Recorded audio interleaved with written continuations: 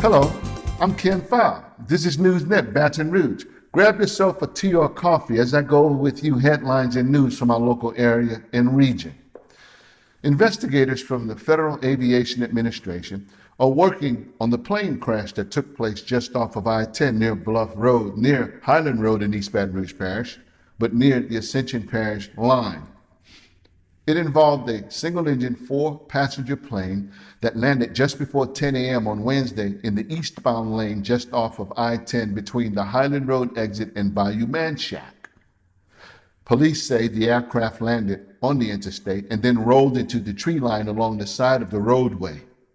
James Ritter was the pilot of the private aircraft, and he said that he was just about halfway back to the Louisiana Regional Airport in Gonzales when the engine stalled and the propeller went dead, which forced him to make the crash landing.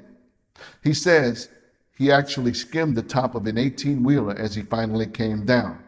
Mr. Ritter was able to walk away from the crash landing shaken up, but not harmed, and no one else was hurt, fortunately.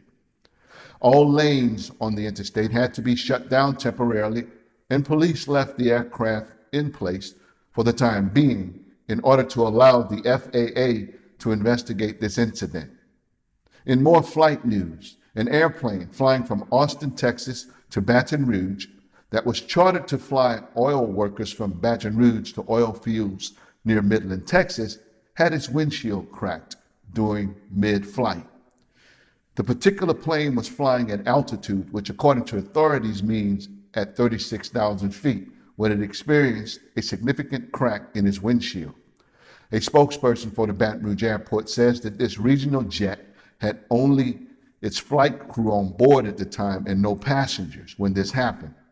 Via Airlines, which is the company that operates this ERJ-145 plane, had no comment about the incident at the time, but meanwhile, the plane remained landed at the Baton Rouge Airport.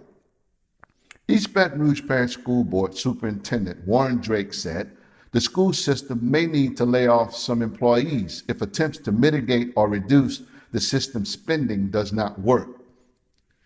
In a letter sent by email to all school system employees recently, he said, quote, "Expenditures have exceeded all revenues, and an additional $20 to $30 million must be carved out of the budget. As a result, each department is being asked to reduce its individual budget by at least 10%, close quote. Now, Mr. Drake says a resolution to implement a possible reduction in force protocol, or a RIF, will be presented to the school board at its April 18th meeting. If this resolution is approved, a decision on any RIF protocol will be made at the end of May, and the board will vote on its 2019-2020 school year budget during its June meeting. We will keep you posted, so stay tuned in. In more education news, East Feliciana Parish School System Superintendent, Mr. Carlos Sam, has announced he will not seek an extension to his employment contract, which will end on June 30th of this year. He says he's calling it quits after 4 years on the job. During his tenure, Superintendent Sam was able to get a $4 million federally subsidized loan to renovate the system's school buildings, with an emphasis on saving utility costs, and the anticipated savings have been earmarked to repay the loan. However, the support of a few school board members began to sour last year because of criticisms regarding the school system's spending practices. Those criticisms culminated in a state police and East Feliciana Parish Sheriff's Office investigation.